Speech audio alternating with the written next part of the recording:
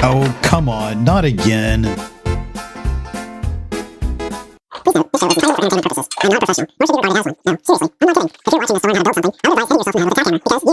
Hey guys, welcome to episode 10 of Shaboque. On today's episode, we're going to finish putting this tin roof on. We're going to put that final piece on the bottom row. Then we're going to go do a whole bunch of cutting, cut all those top pieces out, then bring them up here, screw them in. Then I'll get out my chalk line, make some nice straight lines along the roof here, put all the screws in. Then after that, well, we're probably going to have to go around and seal all the different holes on this older tin to keep the water from leaking through those holes. So anyways, guys, got a lot of work to do, so let's get started.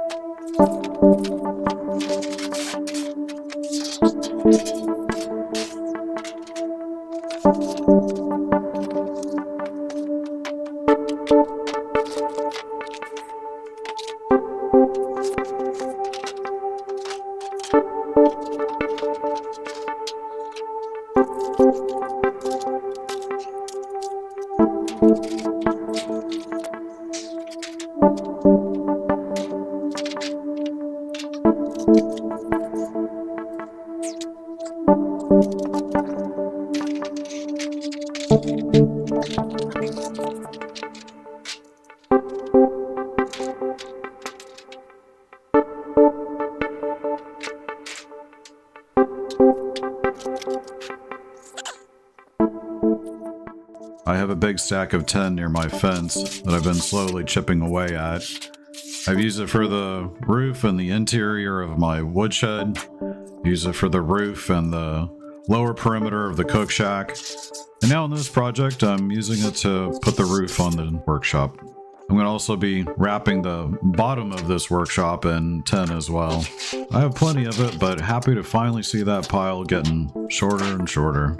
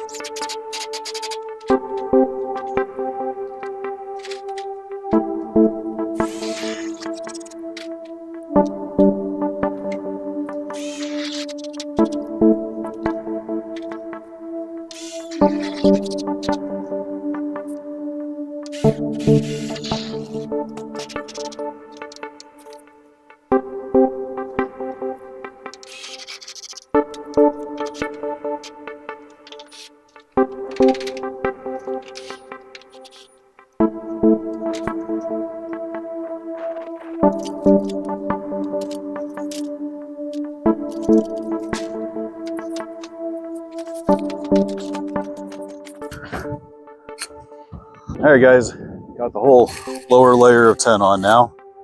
Gonna go ahead and measure how much I need right up here to go from the edge of the roof down to that first purlin, overlapping by about 8 inches on this next sheet here. And then I'm gonna go down there, move the camera so you guys can see me doing some cutting of the metal. I'm gonna go ahead and cut every single piece out so that way I can bring it up here, knock it all out really quickly. So, all right, guys, hang in there. Let's get started.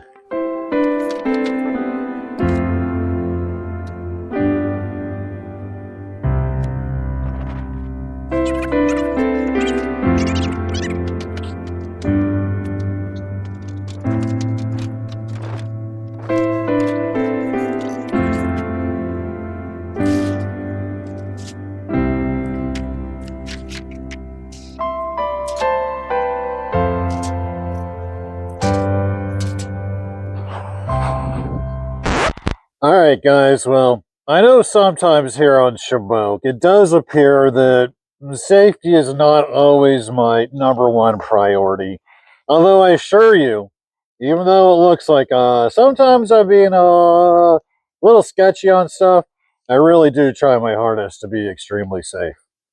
But every once in a while, there are some of those power tools out there that even I have to go the extra mile on safety. This here, my friends, is that such tool.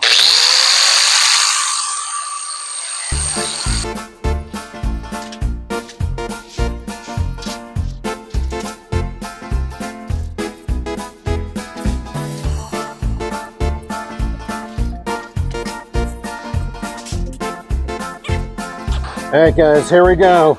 Let's get this done.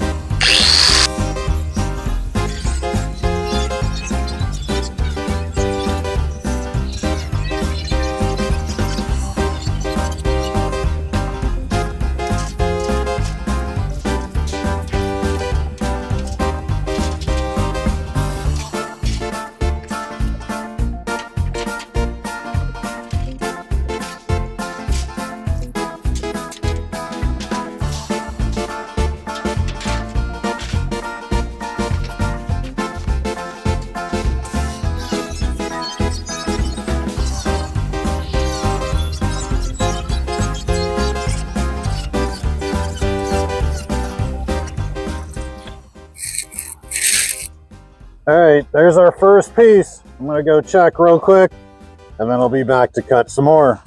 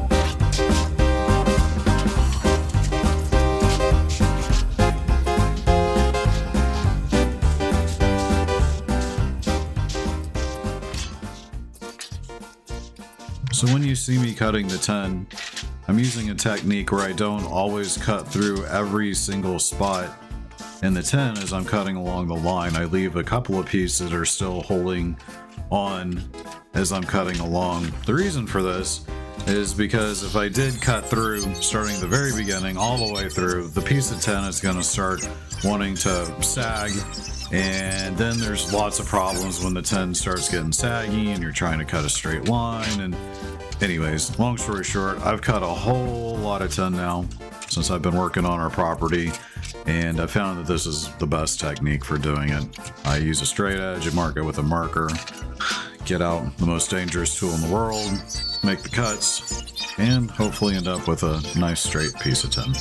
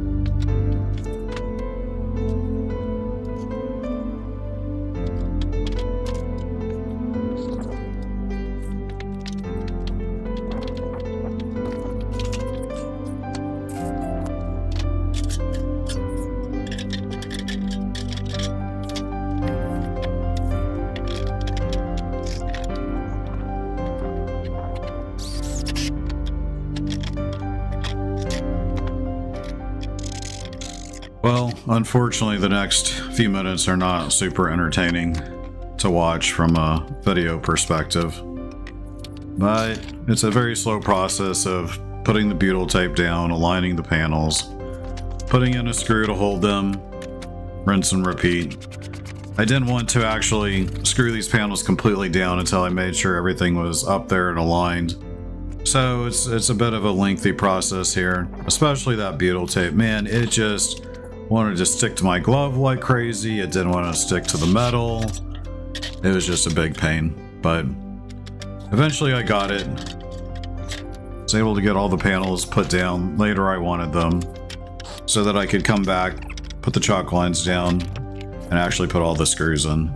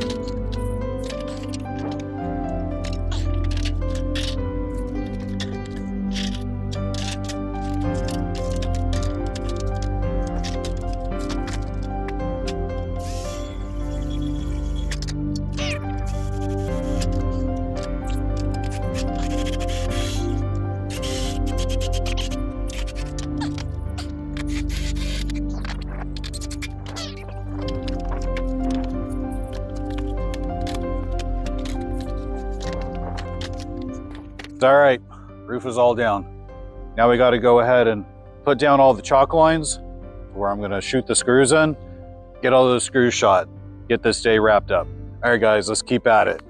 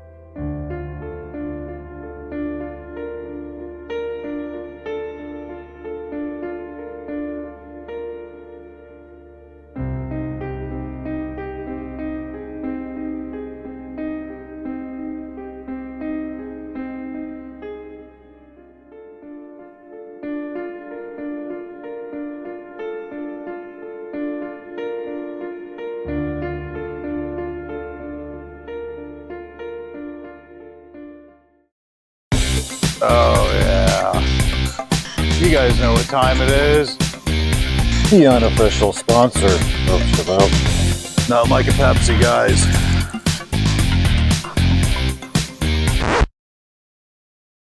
Come on, Pepsi. Come on, right? Right? Hey. Okay, fine. I get it. You don't want to sponsor me. Okay. Still gonna drink your product though, because I sure do love it. All right, guys. So as you saw, got all the chalk lines on here. I got all the screws that I need. It's about 4:30 right now. The sun's going down. It's getting cold. Let's get this thing wrapped up.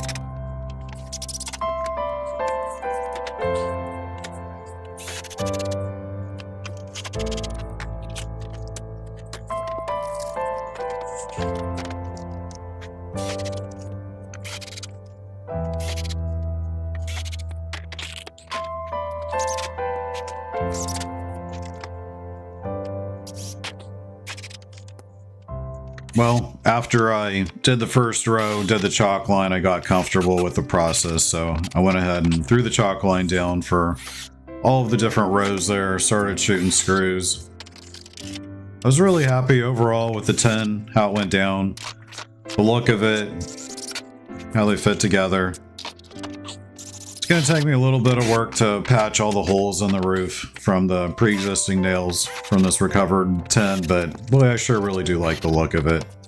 It has a nice rustic look from the outside. On the inside, it's a nice cleaner looking 10. But overall, it has a really great aesthetic to it. I really like it, especially since it matches the other two buildings. I used 1-inch brown screws here. My idea is that I didn't want the screws penetrating too far into those purlins. So when you're looking up from inside the workshop, you don't see a whole bunch of ugly screws peeking through. Because remember, you're going to be able to see all the 10 from the inside. That's the whole idea behind doing it like this.